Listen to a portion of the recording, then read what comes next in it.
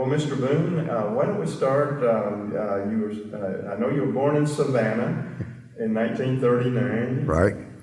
And why don't you talk about your family and how you got to Ackworth and when you got here?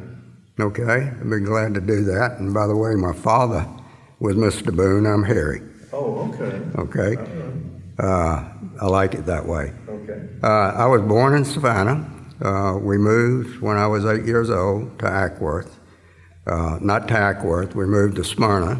And then in the spring of 48, we moved to Ackworth. My father bought a business, a Standard Oil service station, and named it W.N. Boone and Sons, included me, and I was only 9 years old. So, but I worked there a lot. Brothers? I had an older brother, Buddy. That was my older brother. He was, at the time we came to Ackworth, he was in the Navy. And when he got out of the Navy, he joined Dad at the business and also got a job at Lockheed. Lockheed was beginning to build up then, and he worked at Lockheed until he retired 40-something years later and worked at the store also. Mm-hmm. So he did both. Wasn't enough business just for the store, I guess. Right, right. Well, what was Ackworth like as you remember it as a child growing up here from age 8 on? Well, it was wonderful.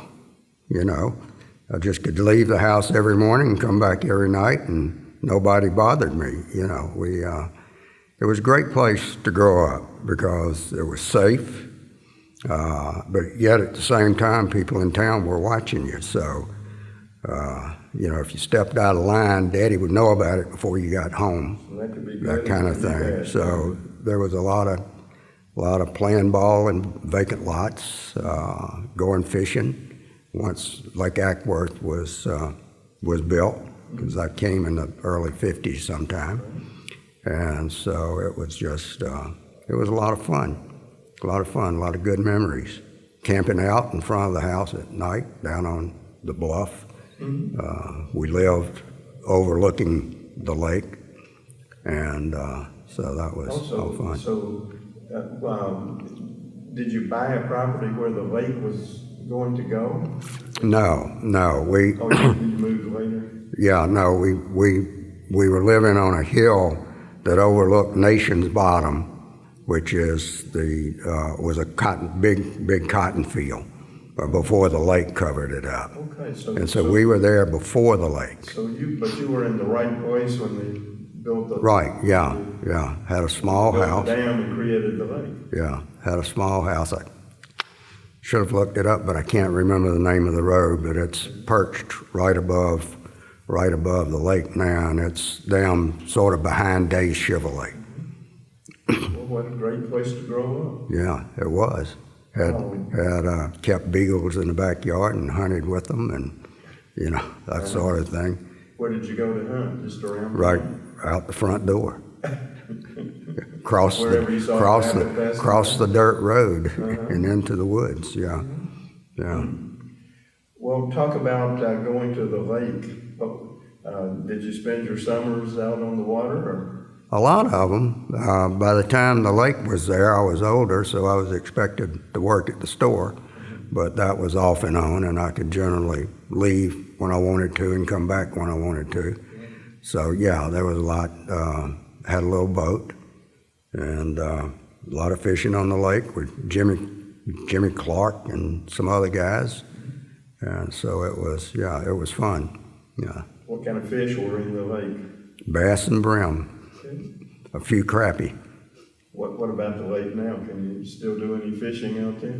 I don't know. I don't live here, so I'm not in Ackworth very much, and I'm sure there are a lot of fish out there. There always were. Yeah. Well, describe what Main Street was like. Your service station was on South Main. Right. What other businesses were there around them? Well, there was the 2-block strip that is now downtown and was downtown then. All those businesses have changed, of course, but the buildings are there. Mm-hmm. So there was Rabbit's Pool Hall on the corner. and I can't remember the street number, but this is south going north on the left. And then next door to him was Dr. Cobble's office. I think I'm remembering these right. And right about the next one was Lacey's Drugs.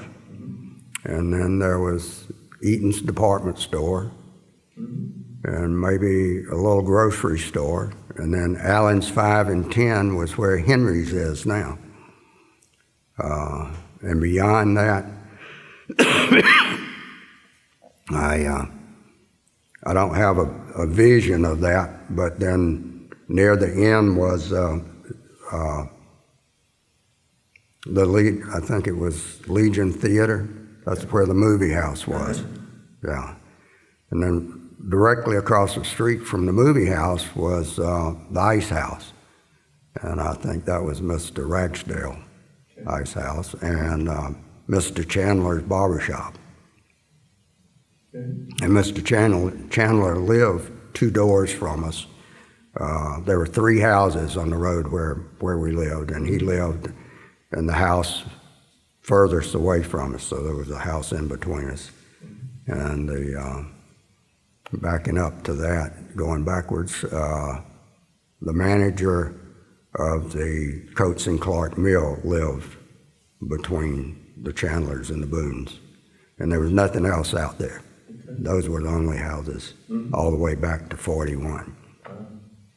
And back to Main Street, on the railroad side of the street, there was a furniture store, and I can't remember the name of it, but that's where I saw my first television. Is that right? Standing on the sidewalk outside the store, and they had a television set up about this big around, set up in the window so people could see it. Yeah, watch Woody Willow there, or whatever his name was. When did you all get a television? Don't remember, but it wasn't right away, I can tell you that, yeah. Okay. Yeah. And then there was, what's the cross street? Is that Dallas? Yeah. Dallas Road? Yeah. Across Dallas Road from the furniture store was a warehouse kind of building with a little bowling alley in the basement. Okay. And I used to set pins there. It had a 2-lane bowling alley. Well, it was small, and it was in the basement. And I don't know when it was open and that sort of thing, or when it started or when it ended, but I used to go there and set pins because there weren't automatic pin setters. Guys would bow. And I think, I can't remember the name, maybe you can, there was 10 pins or something that was a smaller ball and smaller pins, and I believe that's the kind of bowling alley it was. Yeah. You know who owned the bowling alley? Have no idea. And you say it's in the basement. What was up above it? Have no idea. I don't know. Never went up there. Never asked anybody. So they had a side entrance to the basement, or? Yeah, it opened right out onto Dallas Road. Yeah. Okay. And it was right on the corner. And then the depot would be right across the street from there? No, be behind it on the same side of the street, going south. Oh, sure. Right next to the railroad. It was all in between the railroad track and the road. Right on Main Street? Right on Main Street, yeah. Okay. Yeah. What was right straight across from the service station? The old mill that's a restaurant now. Oh, okay. Yeah. I know where you are now. Yeah, right. And I think that's Lemon Street. It runs down beside the service station. Yeah. Was the mill in operation when you were growing up? When we first got here, it was, yeah. And I don't recall when they shut it down. Or it may have burned. I think it burned. Yeah. Probably right. That was a flour mill in there at that time, or what were they doing in there then? I don't know. Yeah. Okay. I don't know what they were making. But let's talk about the service station a little bit. Okay. How busy was a service station then? A lot of passing. Let's say by the time you got here, the US 41 up to Cartersville, it opened about 1950. So right after you got here, you didn't have all that interstate, from Michigan on down to Right, the Florida. 4-lane opened. The Yeah, 4-lane 4-lane. opened, yeah. And taking a lot of business away from downtown Ackworth. That took the tourists away, but the people were still here. Right. And by that time, I think Daddy had a base that carried us through that with good customers. So And I guess I don't recall any conversation about it being really a big deal, but I imagine it was maybe a little deal because he had to lose some business. Yeah. And of course, all filling stations were full service then. And full service. Yes, sir, Mr. Allen. Fill you up, check your oil, clean your windshield. That's what I did. Okay. Yeah, Well, sounds like a good way to grow up. it was. Where did you go to talk about going to school? Well, that was Ackworth Elementary and Ackworth High School. No middle school. The middle school was gone by then, wasn't Well, there wasn't one yet. You just went from the 8th to the 9th grade, and that was it? it. Yeah, I was thinking the Eli Whitney School. I thought it started in the 20s. I don't remember. I think it was gone by the time you got here. Probably, because I don't remember being a separate separation between elementary and high school. Right. Yeah. So the kids that worked in the mill went to the same school? Yeah. Oh, yeah. They were all our friends. And that's another thing that was great, I think, about Ackworth, because the mill wasn't separate from the town community. Like I think maybe in a lot of areas it was, or at least that's what you read. Not like a separate mill village? Yeah, well, there was a mill village, and friends lived in the mill village, but there was no stigma that I experienced, of them being less than us kind of thing.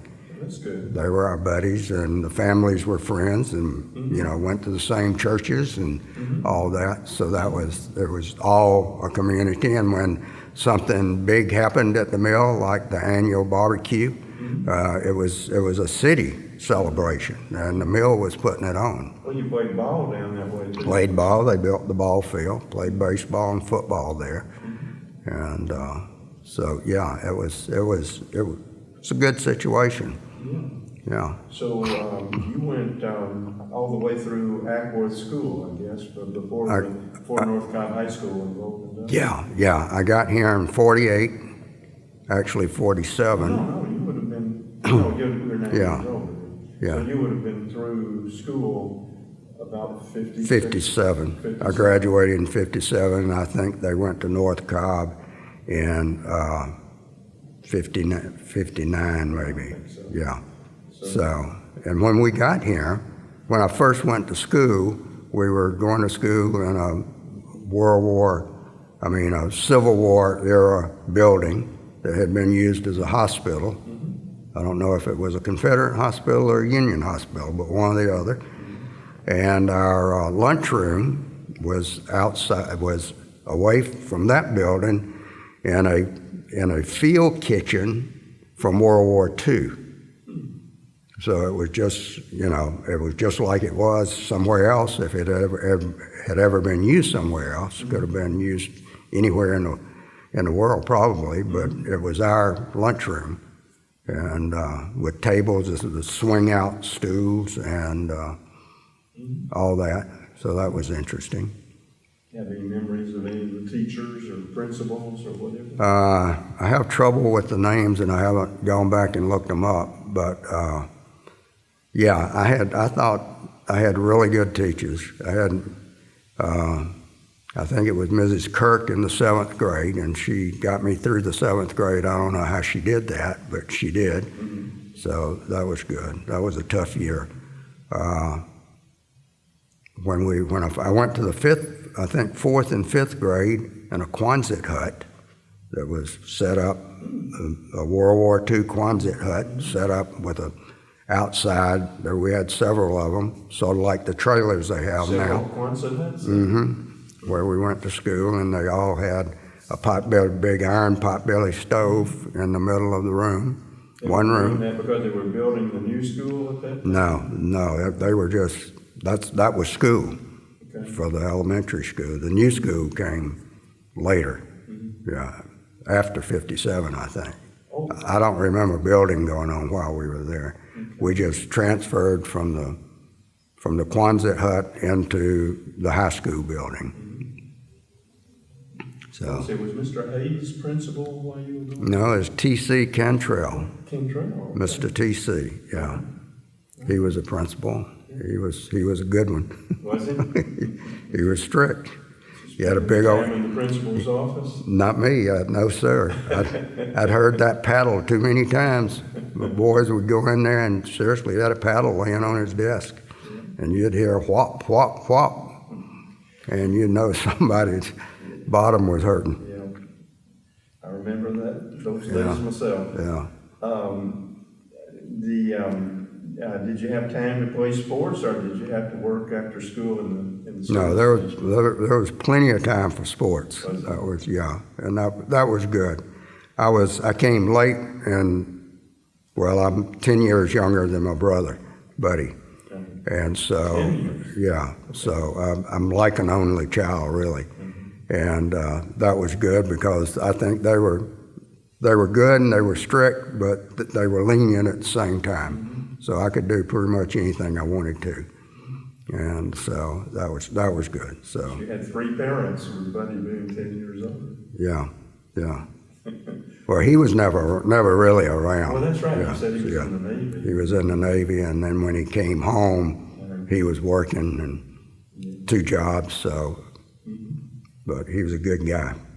Yeah. What were your favorite sports? All of them. I guess probably football.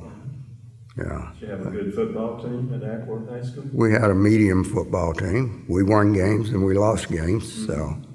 What position did you play? 4 or 5. This was you sort of played more than one position because there was a small school, 42 in my class, and so I played quarterback, I played halfback, I played guard. Everywhere. Yeah, so that was when you played offense and defense. You play on defense? Linebacker, sometimes guard on defense, nose guard. I weighed 148 pounds. I was going to say, you couldn't have been a very big guard. I wasn't. So, but it was fun. It was fun. Yeah. I don't think you had to be as big when you had to play both ways. No. We didn't, we may not have had anybody that weighed over 180 pounds on the high school team. Yeah. So it was a bunch of small guys. But the other teams generally worked. Guys couldn't have stayed on the field for 60 minutes, I don't think. Well, yeah, that's true. You played basketball too? Played basketball, baseball. We had a tennis team for a couple of years. I played tennis, ran track. So it was just one after the other. What did you do? Well, the good thing was if you went out, you played or you participated because everybody there weren't many of us. Right. We had one year before I think I was in the 8th grade when there was no team. Practice started 2 weeks before, or a week before school started, and I think 4 or 5 guys came to the first practice, and then nobody came. And I don't know if they were picking cotton or doing what, but so Coach Matthews called off the season, canceled all the games. And then after school started, a couple of guys, I know Dennis Belcher was one of them. I don't know who the others were, but talked to Coach and asked him if they got enough kids to have 15 or 16 players, would he schedule some games? Said he would. And then I went to him and asked him if he did that, could I play? And he said I could. So I started playing in the 8th grade. And that was good. Enjoyed that. Great. Yeah. What did you do in track? What did you run? I ran the 100, the 220, and the 440. So you were pretty fast. We're on the relay teams.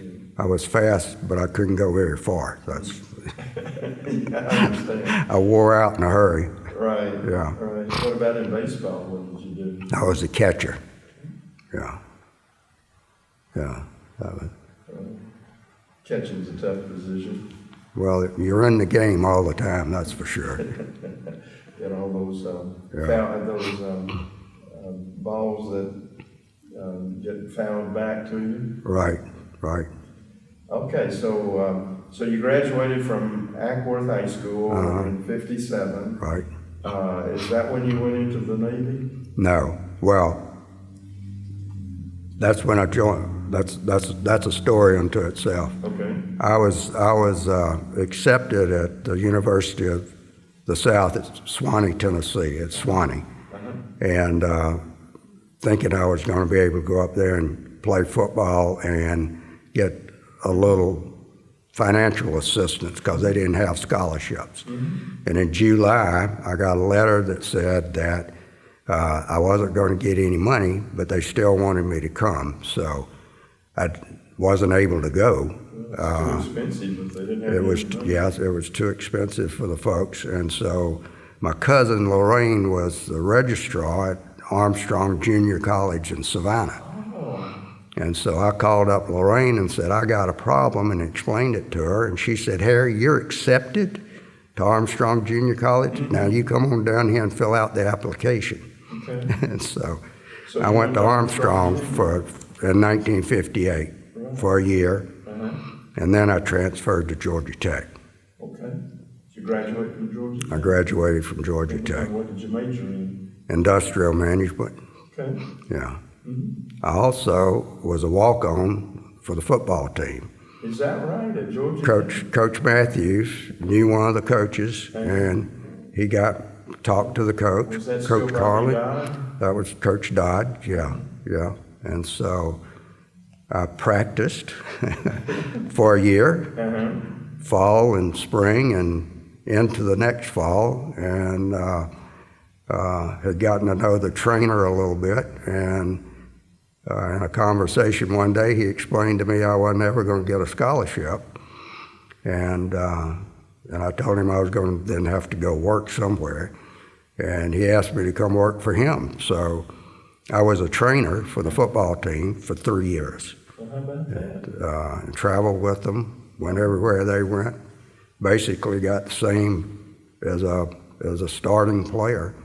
And after about the first quarter, it was about a 90% scholarship that I wound up with. So that worked out really well. Yeah. So you graduated in '61? 62. Yeah. I was trying to think, Georgia Tech had some pretty good football teams. back We then. had some good teams, some good players, lots of fun. Yeah. All right. So, 62, you graduate with a degree in industrial Industrial management, right. Now back to the Navy. In 1957, when I got to Savannah, of course, we had the draft. And all I could think about, I don't even know if there was an exemption for college guys or not at that point. But all I could think about was being in the Army, and I didn't want to be in the Army. So I joined the Navy Reserves. So the whole time I was in college, I was also in the Navy Reserves. Oh, okay. And after college, I went to Navy OCS and got a commission in the Navy. So I wound up with 3.5 years as an officer and not an enlisted man. Right. Did you see the world? Some of it, I saw the Mediterranean. Okay. I tell my Vietnam buddies while they were protecting us in Vietnam, I was protecting us in the Mediterranean. Right. So basically 62 to 66, that period you were in the Navy? Yeah. Well, you got out at a good time, I guess, before the really...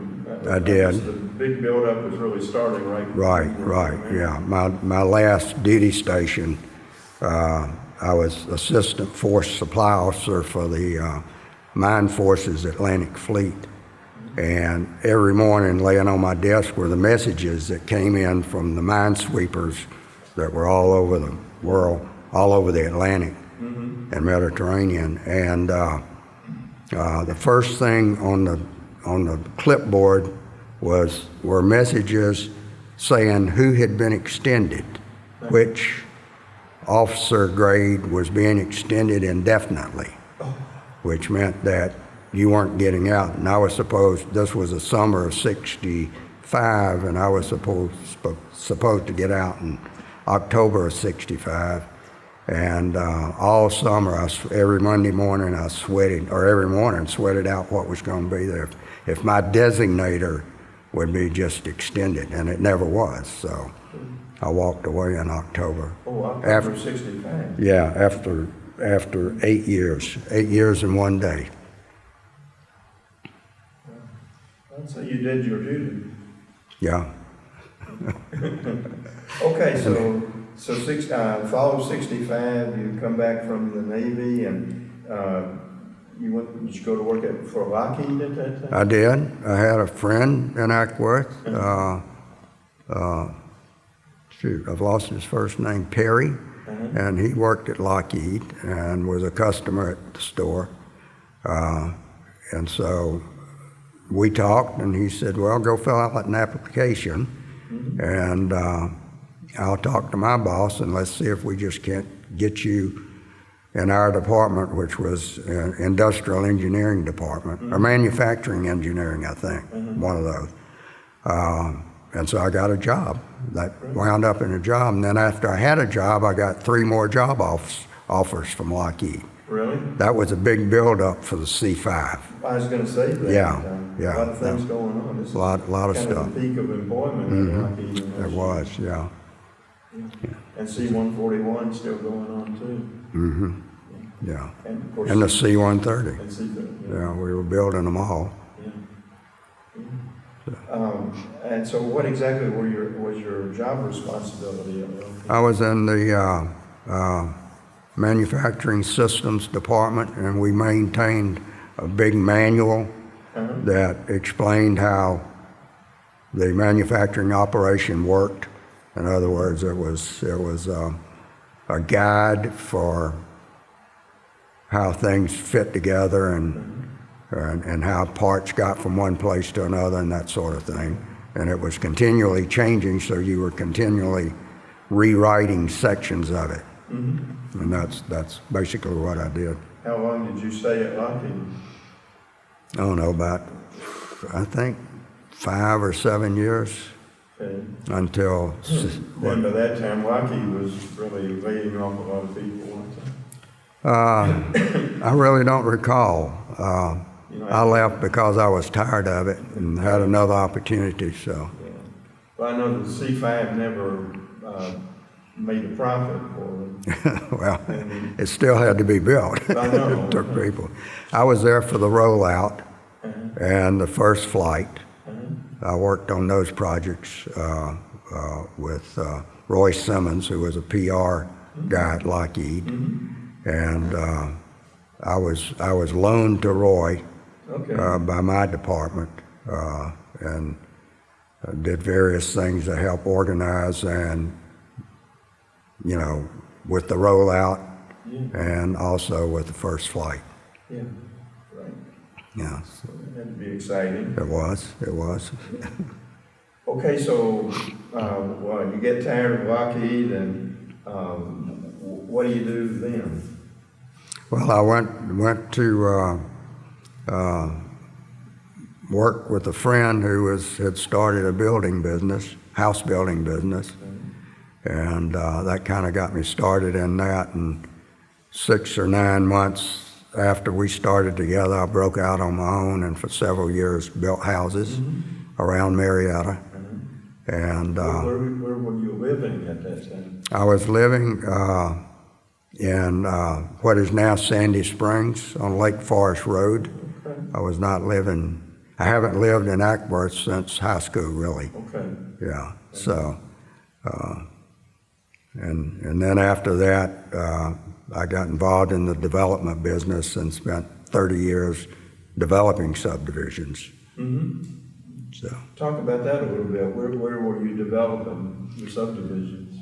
all over North Atlanta. They weren't mine. A couple of them were mine. I was partners in a couple of others, but mostly I managed the development, the actual work that went on, gathered the contractors and directed them for other people, for the owners, which would be a builder or a development company, and I just did the boots on the ground kind of work, managing the day-to-day operation of putting the subdivision together.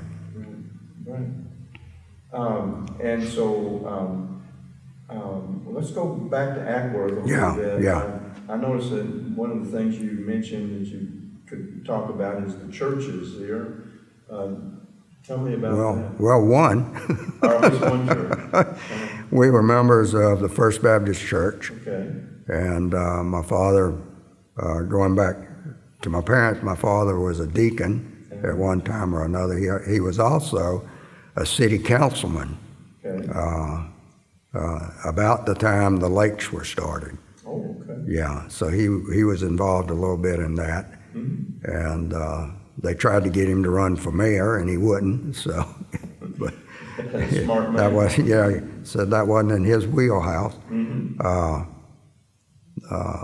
But then back to where were we? Well, we were talking about development of the subdivision, but we started talking about churches the last. Yeah, okay, Ackworth First Baptist Church. Well, that's where I grew up, was in that church, and it was Lloyd Perry was the Perry that got me the job at Lockheed, and Lloyd was very active in the church with the youth, which all 5 or 6 of us, and so that's just where we got started, and it was a good community, and that's where I first started playing baseball. Was in the church. They had a little baseball team and a church league around. Played several different churches, Woodstock, Canton, that sort of thing. And so that was a big part of it. Mr. Joe Sanders, who worked in the mill, and his son Archie, and was a couple of years ahead of me, and his daughter Linda was in my class, and he took care of the baseball team. So he was another guy that was a big influence. Joe Sanders. Joe Sanders, yeah. I believe it was Joe. It was Mr. Sanders, everything was Mr. Right. So it was Mr. Sanders. And they lived right out in the mill village, right out on 41. So that was. You mentioned Coach Matthews a time or two. Talk about him a little bit. How did he influence you? Well, Coach Matthews was just a special individual, a really good man, a strict disciplinarian, but fair. And you could count on him if you needed him, and several times I did, and he helped me out. I used to go fishing with him when I was in high school a couple of times, and so he was just a rock, sort of, a lot like Coach Dodd. Right. Yeah, just fine fella. And what about Emery Sewell? Emery, Mr. School, Coach Sewell, taught me how to play golf, which I did for a while, but then let that sport go. We didn't have a golf team. This was just, he was a great golfer, loved to golf. And Where did you play? Pine Tree? Pine Tree, yeah, he was involved in that. He worked down there, I think, and may have been involved in its construction. Yeah, that's where I played, yeah. Oh, what about Roger Russell? How did he influence you? Well, Coach Russell was a basketball coach, and you did it his way, you know, or you know, he just didn't need you, but he was really good. But this was when we were changing from the set shot to the jump shot, and if you tried to take a jump shot, he'd pull you out of the game. Oh, really? No, that's not the way you do it. You stop and you set and you shoot, you know. And so for a couple of guys, I was never a great, jump shooter. But for a couple of guys that were trying to do that, it was a real problem for him and them. They were trying to drag him along, and he didn't want to go there. Yeah. So, but how did the Habitat Development Company get its name? well, it's I did subdivisions, and subdivisions are Habitat, and my initials are HAB. So that's where the Habitat came in. And of course, that was after the Habitat program started, and it was a real good gimmick, because if you gave somebody your card, it started a conversation. You could talk about Habitat, and I could explain what I did. So that's turned out to be really good for me. How long did the Habitat Development Company stay in business? Oh, from about 1965 until 2007 or 8, when development went away with the great recession. Yeah, the other Great Recession. There were several in between, but it just literally dried up. It really did. You mentioned 75 being a bad year earlier on. 75 was a bad year. There were several stretches of a couple of years when it was so you were not much work. National events. Oh yeah. So 75 is when we were having runaway inflation for a few years. Yeah, I was at that time. I was working for Arvida Corporation, and they were a developer out of South Florida, Boca Raton, and I worked for them for a couple of years. Was a project manager at Chimney Springs, Chimney Lakes, and Willow Springs over in Fulton County, Roswell. So that got me. I had a salary those years, and then I left them in about 78 or 9, and started my little company. Yeah. So at first it was Harry Boone Incorporated, and then that's the house builder. Yeah. And then becomes Habitat, or then you move on to Habitat. Right. Okay.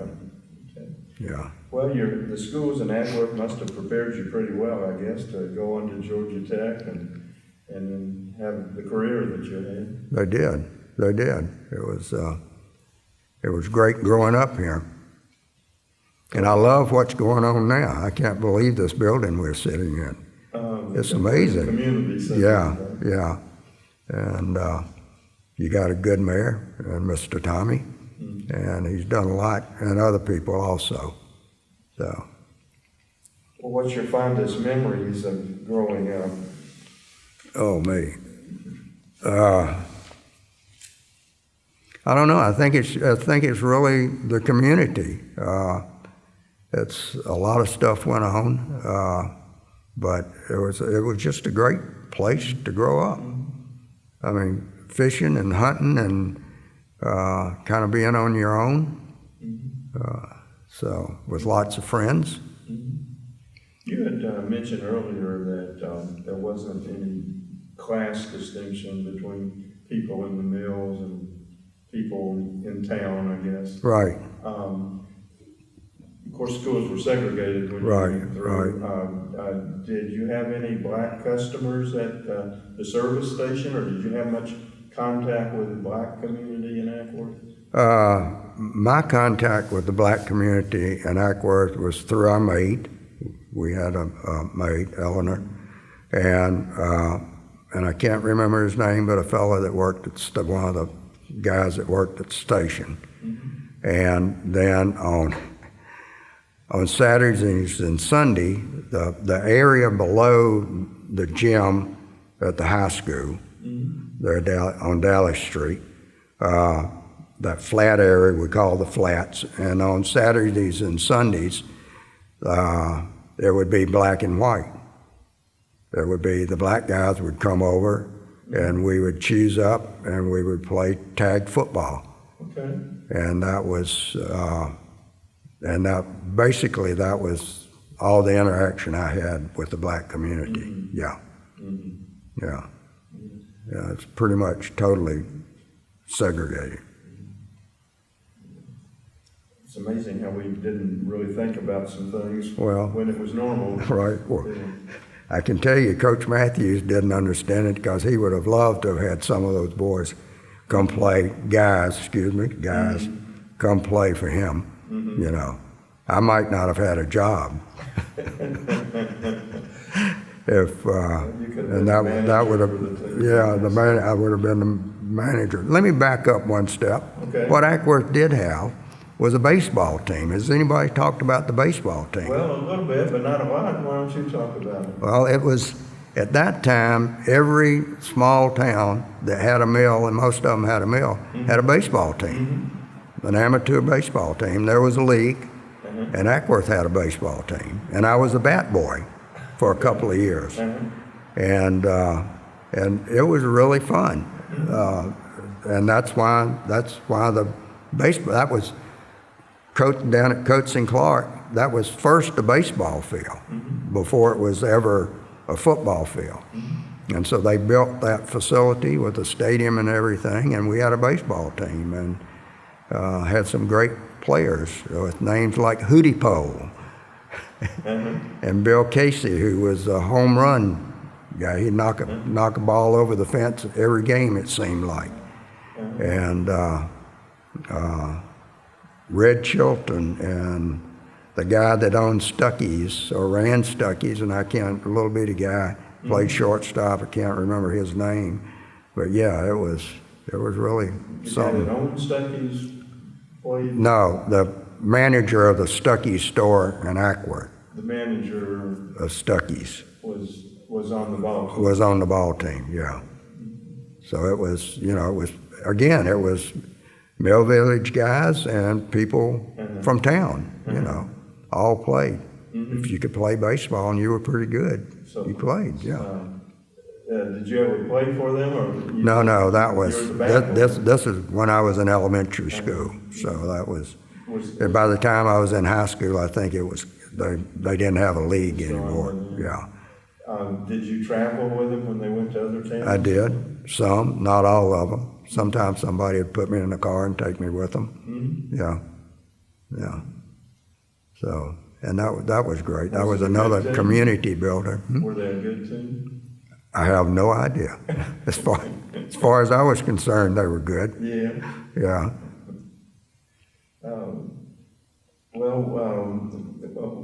What did you love about Ackworth? Oh, Lord. Again, it's back to the freedom part and being able to roam around with a bunch of guys that never got in too much trouble. So and I think that was just it. It's just a great way to grow up. Okay. Well, is anything else that you'd like to talk about with regard to your memories of Ackworth? I'll tell you, I will say this, that what you all are doing, I think is wonderful, because Ackworth, I imagine, is somewhat the same. I'm sure there's a good community here, but a lot of other stuff is being lost in terms of houses and other things, Right. And so I think the more that you all can do this work, this historical work, the better off the current residents will be, and the old ones will appreciate it. Well, I guess I should ask you, since you don't live in Ackworth, What's it like to come back to Ackworth nowadays? And how would you compare it to the way it was, just driving? Well, number one, there's no cotton gin in town anymore. Okay. And I really miss the cotton gin. Okay. When we moved here, Mm-hmm. there was a cotton gin down, going south, just past where the store was on the left, and it's up a little rise before you get to Park Place or Park Street. Mm-hmm. There was a cotton mill sitting right there, right next to the railroad track. And I don't know when that was torn down either, but Nobody grows cotton around. nobody grows cotton anymore, so we don't need the cotton mill. But that was a fun. And now I just think what's going on is wonderful because, well, I'm a developer, but you don't develop for development's sake. But Ackworth could just have gone away without what the community has done to keep it alive and functional and relevant. So I think that's just wonderful. Yeah. Well, great. Well, maybe we'll stop the interview with that then. Okay. All right. Thank you very much. Thank you.